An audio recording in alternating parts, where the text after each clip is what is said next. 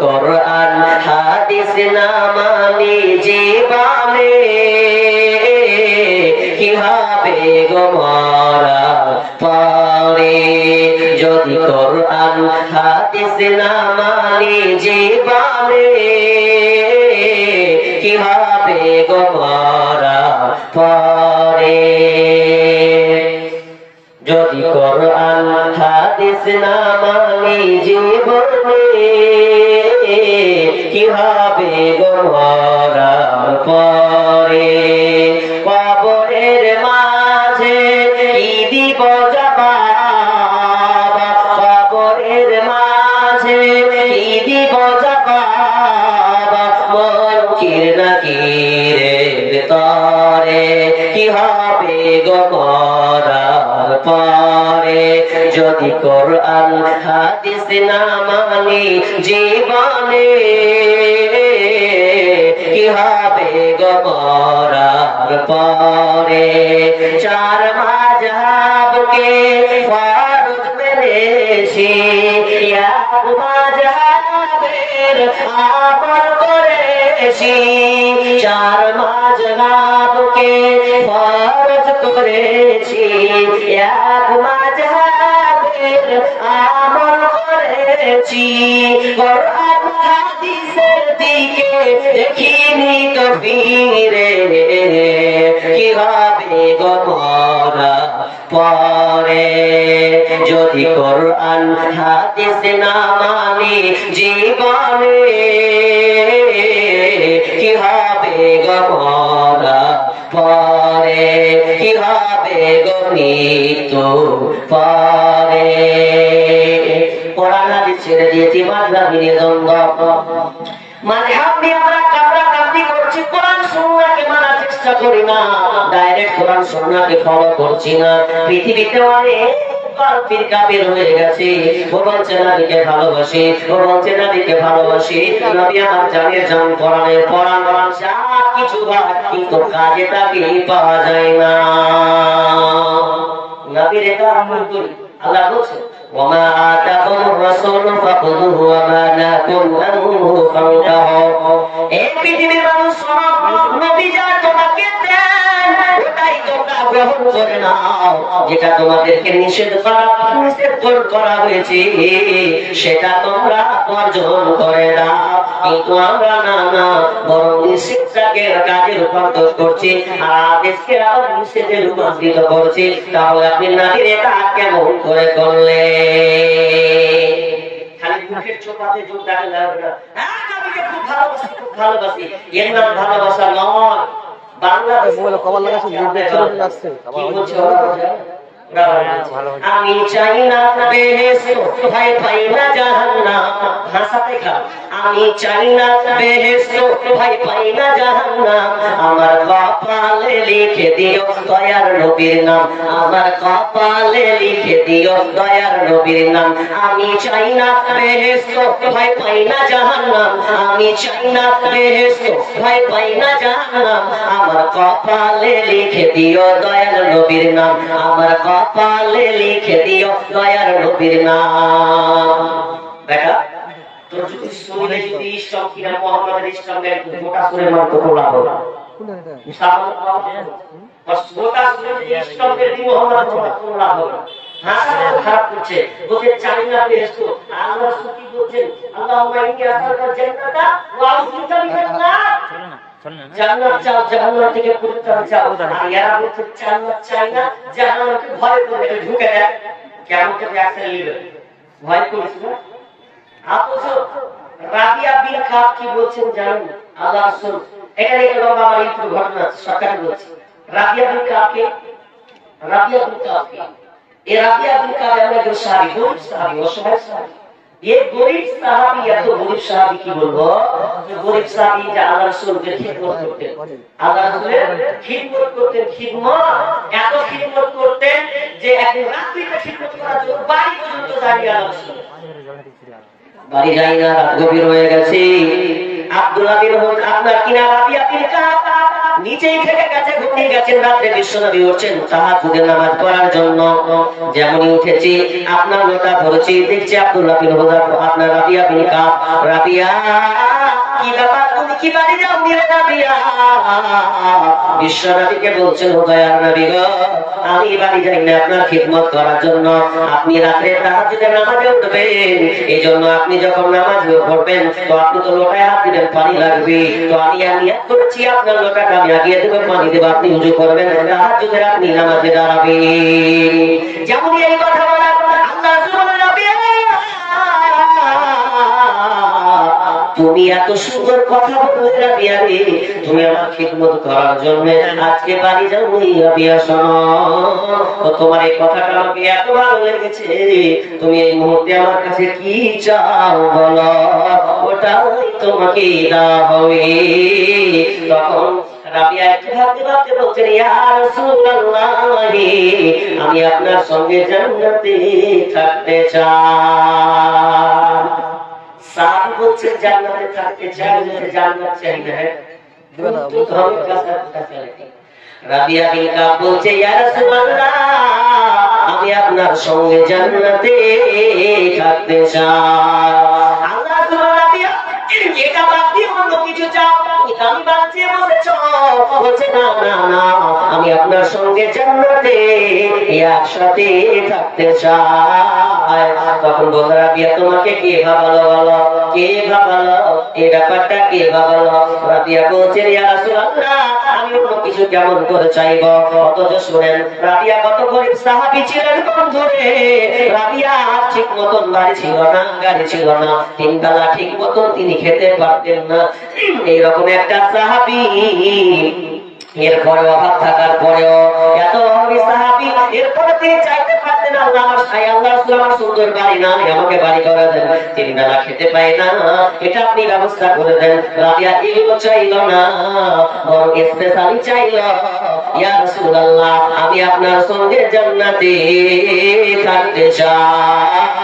তখন আল্লাহ রাসূল বলেন, রাবিয়া রে, তুমি যদি জান্নাতে থাকতে চাও, রাবিয়া থাকবে, তবে একটা কাজ তোমাকে করতে হবে, বেশি বেশি করে সিজদা করতে হবে।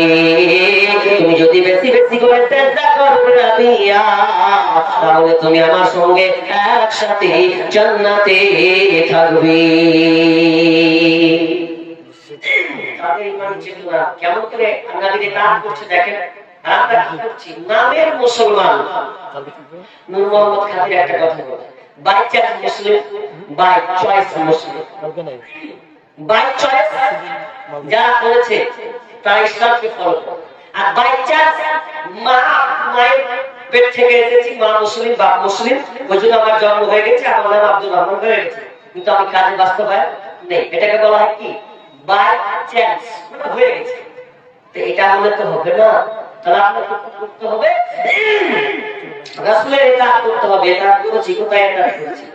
নবী যেটা বলেছেন সেটা গ্রহণ করো, যেটা নিষেধ করেছে ওটা ছেড়ে দাও। অথচ দেখবেন সমাজে দেখা যায় আপনার তাজিয়া যে বের হয়, তাজিয়া আওয়াজটা ঠিক আছে কিনা, তাজিয়া এগুলো ইসলামের কোনো ভ্যালু নেই।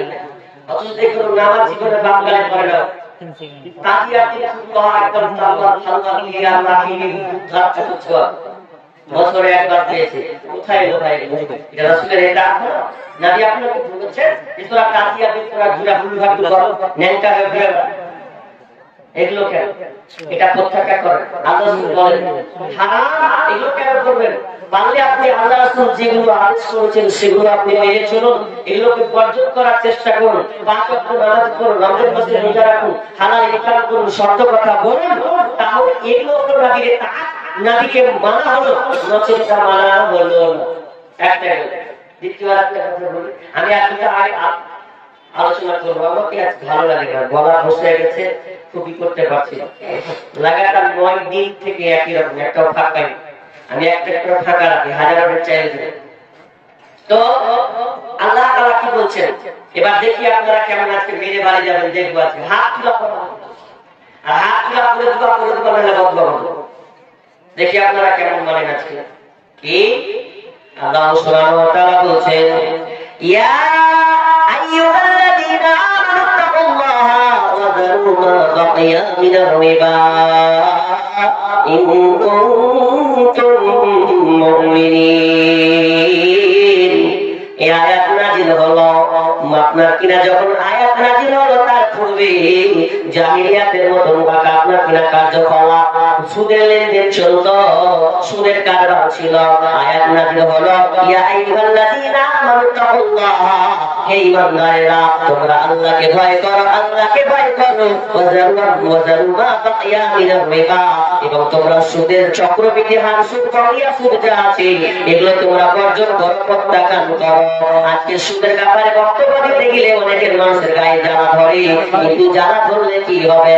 আব্বাসের মতো সাহাবী যখন আয়াতটা শুনলেন, আব্বাস রাদিয়াল্লাহু তাআলা আনহু এসে বলছেন, ইয়া রাসূলুল্লাহ, ও দয়ার নবী গো, আমি এতদিন সুদের ব্যবসা করতাম, আজ থেকে আমি সুদের ব্যবসা করব না। আমি গরিবদেরকে অনেক টাকা পয়সা দিয়েছি, টাকা দিয়েছি মানে সুদের বিনিময়ে। ও দয়ার নবী গো, আমি যত টাকা মূল টাকা যেটা গরিবকে দিয়েছি, ওই টাকাটা সুদ তো নেব না, সুদ তো নেব না। আমার মূলধন যে টাকাটা দিয়েছিলাম ওই টাকা পর্যন্ত আমি তাদের মাফ করে দিলাম। কারণ মুমিন যে হবে আল্লাহর কথা শোনার পরে সে আমল করবে। সুদ কত খারাপ জিনিস, কত খারাপ জিনিস জানেন? হাদিসটা বলেন তো, খারাপ চুপ করবেন। অনেক আলেম ওলামা বলে হাদিসটা কি? হাদিসটা বলছে আর রিবা সাবউনা হুবা আইসারুহা আইয়ানকা রাজুল উম্মা। বিষ্ণুনবী বলছেন সুদের 70টি ভাগ আছে, তার মধ্যে এক প্রকার হলো যে ব্যক্তি সুদ খাবে রে সে তার মায়ের সঙ্গে জিনা করার সমপরিমাণ সে অন্যায় পাপ করলো। ভালো করে শুনুন, সুদ কত খারাপ জিনিস। এই কথাটা এইভাবে বুঝবেন না, একটা উদাহরণ দিব তো দিলকার গাল কিন্তু দিয়েন না, কিন্তু আপনার গায়ে জ্বালাবেন। উদাহরণ দিলে আপনি বুঝতে পারবেন। ধরলেন এটা কি গ্রাম গো? যে সব হ্যাঁ, তো এই গ্রামে ধরলেন একটা ছেলের বিয়ে হবে, বিয়ে। তো ছেলেটা যখন বিয়ে হবে তো এখন বহু খুঁজে পাবে, কি বুঝছে? বিয়ে করে তুমি নাকি বউ খুঁজবো। এখন ছেলেটা বিয়ে করতে খুঁজে বেড়ায় আপনার ভুলকি মাদ্রাসা পর্যন্ত, কমন দিঘি পর্যন্ত, আপনার গর্দান কাঠি পর্যন্ত সে ছেলে ধরে বেড়ায়, মেয়ে ধরে বেড়াচ্ছে। হলো না লাস্টে ছেলেটা বলছে জায়গা খুঁজতে হবে না, আমার তো মেয়ে দরকার। তো কি দরকার আছে? আমার মা তো নিজে ঘরে আছে, মাকে আমি বিয়ে করে নেব। আচ্ছা বলেন লোকটা সমাজের কাছে খারাপ হবে কি হবে না? হবে। প্রত্যেকটা লোক গালি দেবে, ছিছি করবে, বেঈমানরা নিজের মাকে বিয়ে করলো, কতটা নোংরা, কতটা খারাপ। একটা মেয়ে ওই রকমই বলছে আমি একজন বিয়ে করব, বিয়ে করার জন্য একটা ছেলে দরকার। ওই মেয়েটা বলছে আমি আর ছেলে খুঁজতে গেলাম না, আমি আমার নিজের বাপকে বিয়ে করে নেব, এটা আমি সংসার করব। গ্রামের লোক ছিছি করবে, কত বেঈমান, কত নিষ্ঠুর মহিলা, এত সফলবান মহিলা পৃথিবীতে না যে নিজের বাপকে সে বিবাহ করেছে। এতে সবাই ফুটু দেখে লাঞ্ছিত হবে, ছিছি করবে। আমার আল্লাহ সুবহানাহু ওয়া তাআলা বলেন আর রিবা তাকুনা হুবা আইশারু আইয়ানকা রাজুল উম্মা, যে ব্যক্তি সুদ খেলো রে, যে ব্যক্তি সুদ খেলো সে তার মায়ের সঙ্গে জিনা করার সমপরিমাণ পাপ করলো। বন্ধুরে এরপর দেখুন সুদের লেনদেন বাড়ছে না কমছে? বাড়ছে না কমছে? বাড়ছে। গ্রামের কাছে আপনাদের বন্ধ লোন আছে, আমাদের মসজিদে আমাদের 100 বন্ধ লোন, মানে মেয়েরা ছেলেদেরকে দিবে না, মেয়েদেরকে। ওই জন্য তাকে বলি আমি বন্ধন না, বউ বন্ধক লোন, মানে বউকে বন্ধক দিয়ে দিলে কি যাহা যায় তাই মেয়ে ছেলের কি খাস আনবে, যেরকম টাকা দিতে ঠিক না সরি বলে। আবার ম্যাডাম আছে, আবার ম্যাডাম দেখেছে একটা করে ম্যাডাম, তো 5 জন 7 জন হয়ে একটা গ্রুপ হয়ে বসে না, বসে একত্রিত হয়ে একটা গুটি গুটি করে টাকা দেয়। আর তখন লিডার একটা সেট ক্লাস দিয়ে ঠিক না হয় হাজার করে শান্ত পাঠিয়ে দিয়েছে, বউ বন্ধক দিয়ে দিয়েছে। বউ বন্ধক এটা কবরদারি বলবে না, এটা বউ বন্ধক, মানে বউকে বন্ধক দিয়ে দিল, যা বউ দিয়ে দিয়েছি যা ইচ্ছা তাই কর। খুবই খারাপ জিনিস। আর মেয়েদের মধ্যে লিডার আছে, লিডার নিজের মধ্যে লিডার আছে, ওয়াকে বলে দিয়েছে যত জোর করবি তোর পার্সেন্ট আছে, এবার জোর করছে, গ্রাম গ্রাম তো পাড়া পাড়া করছে, লোকজন লাগলে একটা কত লাভ আছে জানেন? একটা আমি ধরে কান নেই, কানে ফুটা আছে, মানে নিমের খাল ভরা, নিমের ডাল ভরা আছে, খিলি করি আপনার কি ডাল ভরা আছে কানে, আলু আপনার ওই মহিলাটা আপনার ওই নারী কি করছে কল টিপছিলেন কানে কিছু নেই, ওই ম্যাডাম চলে এসছে, বলছে এই বুবু তোমার কান কেনে কি ব্যাপার, নিমের ডাল যে ভরা আছে একটা সোনা গেলা করতে পারবো না? বলছে সোনা কি করে করবো, আমার মরদটা যে পারবে না, আমার স্বামী যে পারবে না বই করবে কেন করে দিবে, আমি ডাল ধরে আছি, বলছে এই যুগ আছে তুমিও বানাতে পারবে, একটা কাজ করতে পারবে কি, কাজটা হচ্ছে এটা করতে হবে যে তুমি সব সব 200 টাকা করে পারো, আমার বলতে প্রতিদিন 4-5 টাকা দুধ দিচ্ছে, ডিমও পাচ্ছে না, 200 টাকা করতে পারবে, তাহলে এক কাজ করি ওই 2 ঘন্টা জিনিস নিয়ে যাবেন, একটা আধার কার্ড একটা ভোটার কার্ড, বলে গরিব লেখে দিবে দিছে লাগে পড়াশোনা কিছু বুঝে, তোমার মত চাইছে আমি চাইছি দেখো হাজি মুখে বলে একটা বিষয় আছে জি, তো আমাকে টাকা দিয়ে মেরে দিদি, তো 200 টাকা টাকা দিতে সপ্তাহ সপ্তাহ, তো দুখান জিনিস নিতে হয়েছে কি, একটা হচ্ছে জোর হাত কার্ড, একটা আধার কার্ড, মানে জোর হাত কার্ড বলে ছোটখাটো ভালো ভালো দেখা গেছে, আর একটা আধার কার্ড বড়টা, এই 2 ঘন্টা লাগবে যে যা তাহলে, এবার ও গ্রুপে চলে গেল দিয়ে আপনার আধার কার্ড লিয়া ভোটার কার্ড নিয়ে একদম বন্ধু ছিল মানে নিয়ে নিল, নিয়ে কানে বানিয়ে নিয়েছে, টাকা খুব টাকা পেয়েছিল, কানে বানিয়ে ধরে দিয়েছে, এটা ব্যাক মারতে হবে কখন দেখেন, এবার আবার কল করছে কেন করে একদিন কল করতে থেকে আজকে কল করছে খালি কাপড় হালকা নিয়েছে যে মাথা কান দিয়ে দাহি করে দিতে পারছে, খালি তো হাজে বুঝে বুঝে পাল কানে ঢুকে বুঝে পারলে সেটা পায়, আর কি চলছে সমাজ, মেয়েরা আজকে স্বামীরা বন্ধক দিয়ে দিচ্ছে যে যা নিয়ে টাকা লিয়া হিজড়ার মতন খাচ্ছে, হিজড়ার মতো কি স্ত্রীকে কেউ বন্ধক দেয়, আপনি ভালো করে দেখবেন ছেলেদেরকে দেয় মেয়েদেরকে দেয়, ওই জন্য আমি বলছি খবরদার